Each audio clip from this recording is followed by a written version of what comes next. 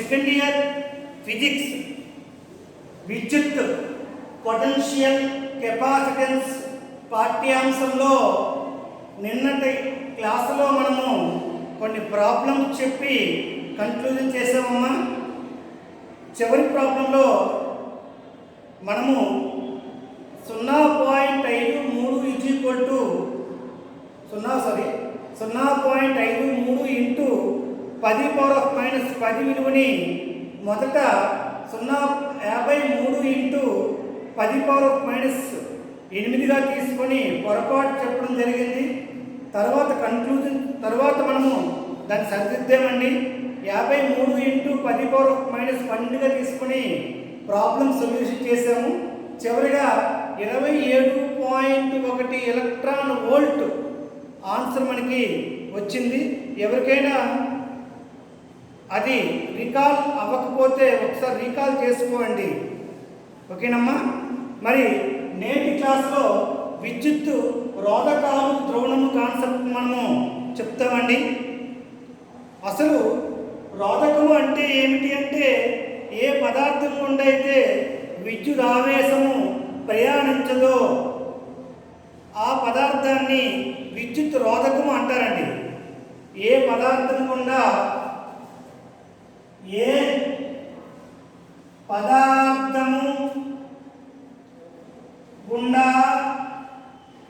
విద్యుత్ ఆవేశము ప్రయాణము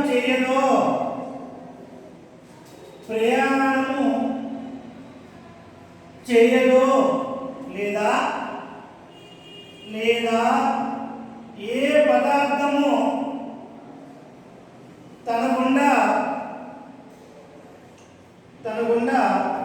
విద్యుత్ ఆవేశాన్ని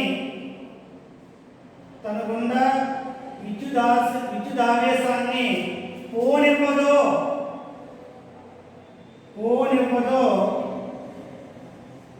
ఆ పదార్థాన్ని విద్యుత్ రోధకము అంటారు. ఆ పదార్థాన్ని విద్యుత్ రోధకం అంటారు. మనము ఇదివరకే చెప్పుకోవడం జరిగింది. వాహకాలు, బంధకాలు, అవాహకాలు అని బంధకాలు, అర్ధవాహకాలని అంశం కోసం చెప్పుకున్నామండి. దానిలోనే బంధకమన్నా రోధకమన్నా ఒక్కటే. అయితే విశ్వజనీనంలో ఉండే ఏ పదార్థమైనా అణువు లేక పరమాణువులతో నిర్మితమవుతుంది. అంటే ఏ పదార్థమైనా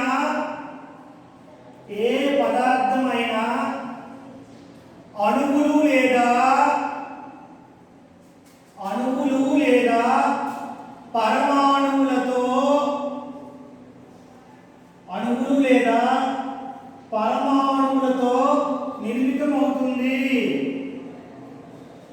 నిర్మితమవును. మరి అణువులు కలిగి ఉండే ఏ పదార్థమైనా ద్రోణం చెంది ఉండవచ్చు లేక అద్రోణంగా ఉండవచ్చు. అంటే ధ్రువీయ పదార్థమైనా అవ్వచ్చు, అధ్రువీయ పదార్థమైనా అవ్వచ్చు. పదార్థం అనేది ధ్రువీయ పదార్థమైనా అవ్వచ్చు, అధ్రువీయ పదార్థమైనా అవ్వచ్చు. పదార్థము ధ్రువీయ పదార్థము, ధ్రువీయము లేదా అధ్రువీయం కావచ్చు. దాని అర్థం అంటే పోలార్ కానీ నాన్ పోలార్ పదార్థం కానీ కావచ్చు. మనకి పోలార్, నాన్ పోలార్ అనే విషయం నుంచి నేర్చుకోవాలండి. మనము ఇదివరకే ద్విధ్రువ భ్రామకం అనే అంశం కోసము నేర్చుకున్నామండి. అసలు ద్విధ్రువ భ్రామకము అంటే ఏమిటి అంటే రెండు సమాన పరిమాణము వ్యతిరేక ఆవేశాలని కొంత దూరంలో వేరు చేయబడి దానిని మనము ద్విధ్రువము అంటామండి. ఏమంటుంది దాన్ని ఏమంటామండి? ద్విధ్రువము అంటామండి. Minus Q charge and plus Q charge separated by some distance. మనకి ద్విధ్రువ భ్రామకము అంటే ఏమిటి అంటే, ద్విధ్రువ భ్రామకముని P అని చూపిస్తామండి. అంటే అదే Q into 2L, Q into 2L, Q into 2L, P is equal to Q into 2L. ఇక్కడ ద్విధ్రువ భ్రామకము శూన్యమైతే దాన్ని అధ్రువీయ అణువు అంటారండి. నాన్ పోలార్ మెటీరియల్ అంటామండి, నాన్ పోలార్ మాలిక్యూల్ అంటామండి. ఏంటండి? ద్విధ్రువ భ్రామకం విలువ శూన్యమైతే దానిని మనము అధ్రువీయ అణువు అంటామండి. ద్విధ్రువ భ్రామకాన్ని కలిగి ఉంటే, ద్విధ్రువ భ్రామకాన్ని కలిగి ఉంటే దాన్ని ధ్రువీయ అణువు అంటామండి. ధ్రువీయ అణువు అని అంటాము.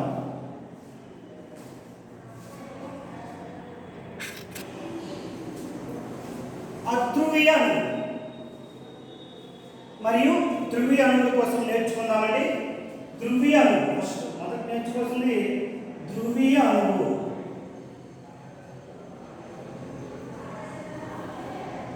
Polar molecule, polar molecule.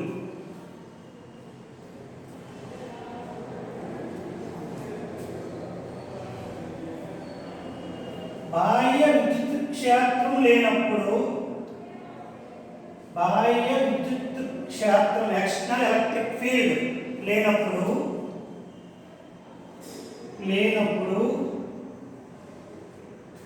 రుణ ధనావేశాలు, ధనావేశాలు వేరు చేయబడి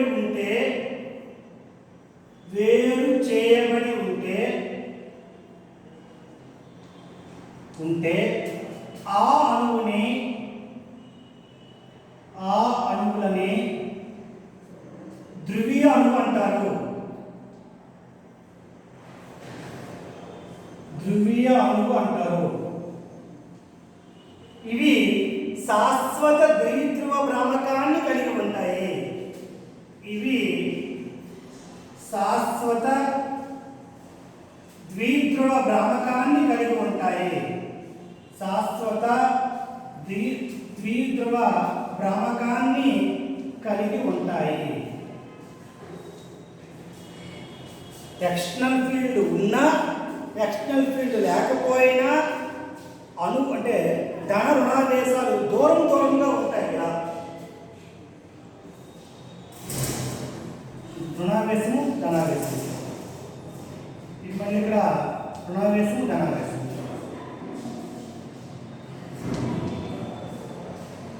ఈ విధంగా ఉంటే దీన్ని మనము ధ్రువీయ అణువు అంటామండి.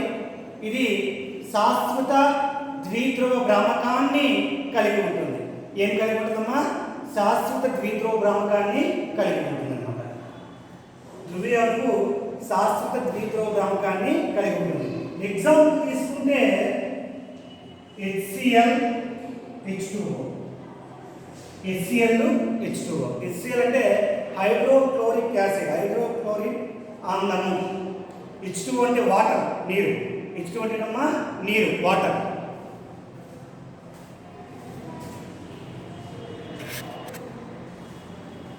అధ్రువీయ అణువు అంటే ఏమవుతుంది ఇక్కడ? అధ్రువీయ అణువులో ధన రుణావేశాలు ఒకదానితో ఒకటి ఏకీభవిస్తాయి అన్నమాట. అధ్రువీయ అణువులో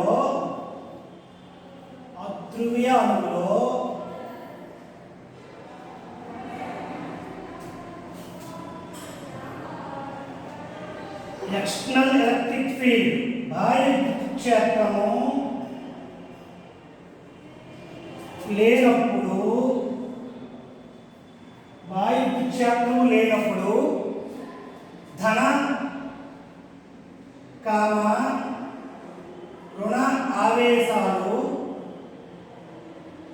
కేంద్రీకృతమవుతాయి, కేంద్రీకృతం అగును. ధన కామ రుణ ఆవేశాలు కేంద్రీకృతం అగును, ఒకదాంతో ఒకటి కలిసి ఉంటాయి అన్నమాట. కాబట్టి ఈక్వల్ చార్జెస్ ఉన్నప్పటికీ there is no separate distance. వీటి మధ్య ఆవేశాల మధ్య దూరం ఉండదు. ఆవేశాల మధ్య దూరం ఉన్నప్పుడు ఏమవుతుంది? 2L = 0, P = 0. P = 0 అంటే ద్విధ్రువ భ్రామకము శూన్యం. అంటే అధ్రువీయ అణువుకి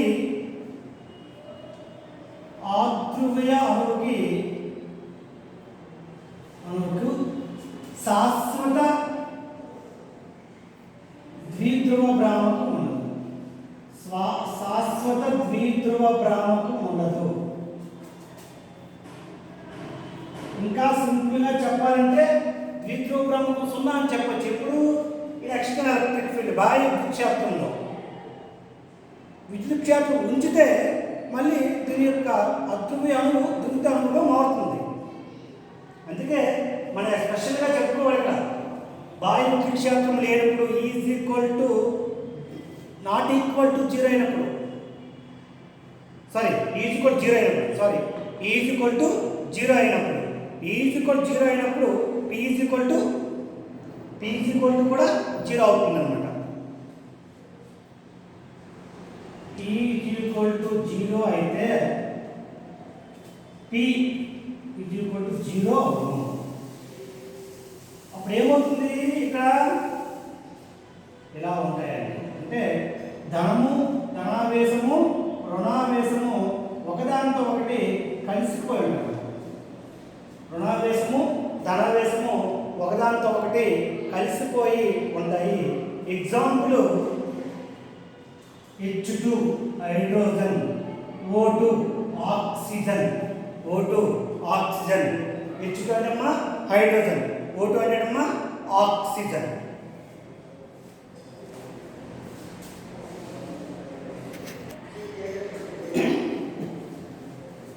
బాహ్య విద్యుత్ క్షేత్రంలో అధ్రువీయ అణువు యొక్క ప్రభావం కోసం నేర్చుకుందామండి. బాహ్య విద్యుత్ క్షేత్రంలో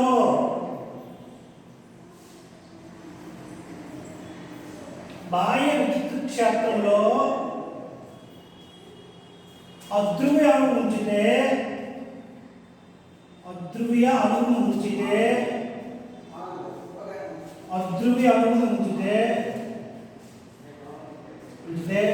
ధన కామ రుణావేశాలు వ్యతిరేక దిశలో స్థానచలనం చెందుతాయి.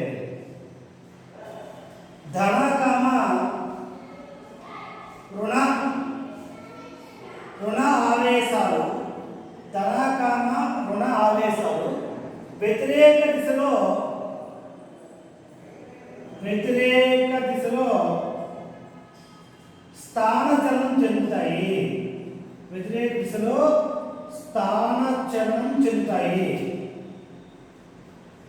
దిశలో స్థానచలనం చెందుతాయి. ఏమవుతాయండి? ధనావేశము రుణావేశము వ్యతిరేక దిశలో స్థానచలనం చెందుతాయి. ఎందుకంటే ఈ విధంగా ఉండే అధ్రువ అణువు ఎక్స్టర్నల్ ఫీల్డ్లో ఉంచడం వల్ల ఈ విధంగా మారుతుందన్నమాట. అర్థమవుతుందా? మనము అధ్రువ అణువుకి క్షేత్రం 0 అయినప్పుడు, ఈ 0 అయినప్పుడు క్షేత్రాన్ని ప్రవేశపెడితే అప్పుడు ఈ విధంగా అణువు, ఈ విధంగా ఉండే అణువు ఈ విధంగా మారుతుంది. ఇది స్థానచలనం ఎంతవరకు ఆగిపోతుంది? దేనివల్ల ఆగిపోతుందంటే బాహ్య బలము పునఃస్థాపక బలము అంతర్బలం అనేది సమానమైనప్పుడు, సంతులనం చెందినప్పుడు దాని యొక్క స్థానచలనం అనేది ఆగిపోతుంది అన్నమాట. ఎప్పుడు ఆగిపోతుందండి? అంతర్బలం అనేది ఇక్కడ ఉంటుంది. బాహ్య బలము అంతర్బలంతో, పునఃస్థాపక బలంతో, అంటే పునఃస్థాపక బలం అంతర్బలం అంట. బాహ్య బలము పునఃస్థాపక బలము అంతర్బలంతో సంతులనం చెందినప్పుడు స్థానభ్రంశము ఆగిపోతుంది.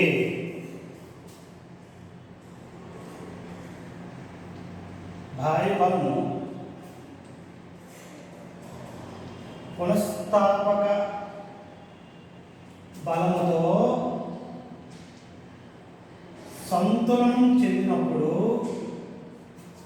సంతులనం చెందినప్పుడు స్థానచలనం ఆగిపోతుంది. స్థానభ్రంశం ఆగిపోవును. అప్పుడు ఏమొస్తుంది? ఈ అణువుకి ఎక్స్ట్రా ఎలక్ట్రిక్ ఫీల్డ్ ఏమొస్తుంది? ద్విధ్రువ భ్రామకాన్ని పొందుతుంది. అప్పుడు అణువు ద్విధ్రువ భ్రామకాన్ని పొందుతుంది.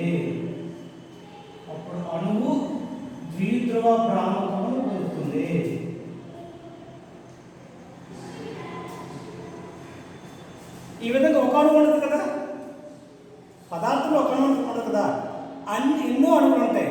అన్ని అణువుల యొక్క ద్విధ్రువ భ్రామకాల సంకలనం అనేది ఫలిత ద్విధ్రువ భ్రామకాన్ని ఇస్తుంది. ఏమిస్తుందండి? ఫలిత ద్విధ్రువ భ్రామకాన్ని ఇస్తుంది. ఈ ఫలిత ద్విధ్రువ భ్రామకం అనేది రోధకంలో విద్యుత్ క్షేత్రంలో ద్రోణం చెందిందని చెప్పడానికి అవుతుందన్నమాట. రోధకంలో అంటే బాహ్య విద్యుత్ క్షేత్రంలో రోధకము ద్రోణం చెందింది లేక ద్రోణం పొందిందని చెప్పవచ్చు అన్నమాట. ద్రోణం చెందింది లేక ద్రోణం పొందిందని చెప్పవచ్చు.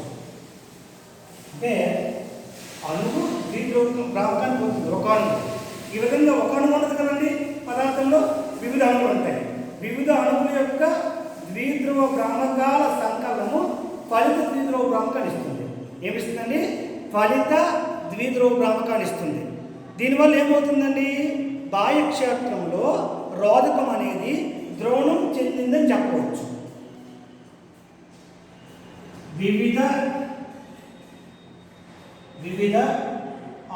అణువుల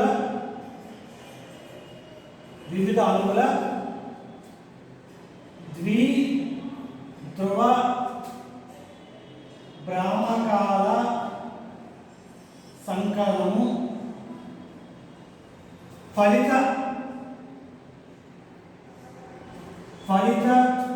ద్విధ్రువ భ్రామకం ఇస్తుంది. ఫలిత ద్విధ్రువ భ్రామకం ఇస్తుంది. దీనివల్ల మనకి ఏమవుతుందంటే ఇక్కడ సింపుల్గా అణువు బాహ్య క్షేత్రంలో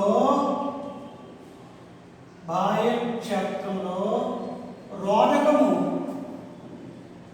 బాహ్య క్షేత్రంలో అప్పుడు రోధకం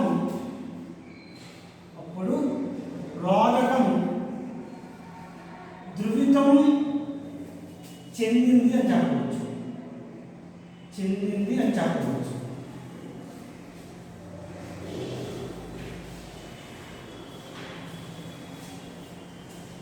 క్షేత్రం లేనప్పుడు క్షేత్రం ఉన్నప్పుడు ఒక అణువుకైతే పదార్థంలో వివిధ అణువులు ఉంటాయి కాబట్టి అన్ని అణువుల యొక్క ద్విధ్రువ భ్రామకాల ఫలిత విలువ మనకి వస్తుంది. దీని నుంచి ఏమొస్తుంది? పదార్థము అంటే ఏ పదార్థం ఉంచామండి? బాహ్య క్షేత్రంలో రోధక పదార్థం ఉంచాము. రోధక పదార్థం ఏమైందని చెప్పచ్చండి? ధ్రువితం చెందిందని చెప్పవచ్చు.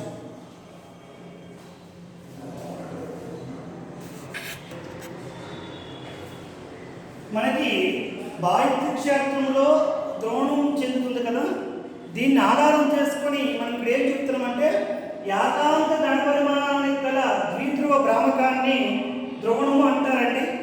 ఏకాంక గణపరిమాణానికి గల ద్విధ్రువ భ్రామకాన్ని మనము ద్రోణం అంటారు.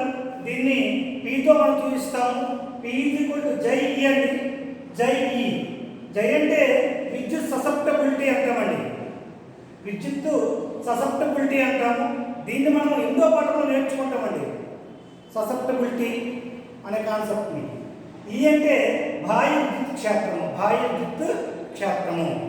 మనకి ఈ రోధక పదార్థాన్ని ఎప్పుడైతే బాహ్య విద్యుత్ క్షేత్రంలో ఉంచామో ద రిజల్టెంట్ ఎలక్ట్రిక్ ఫీల్డ్ ఎలా వస్తుందో ఒకసారి పరిశీలన చేద్దాం.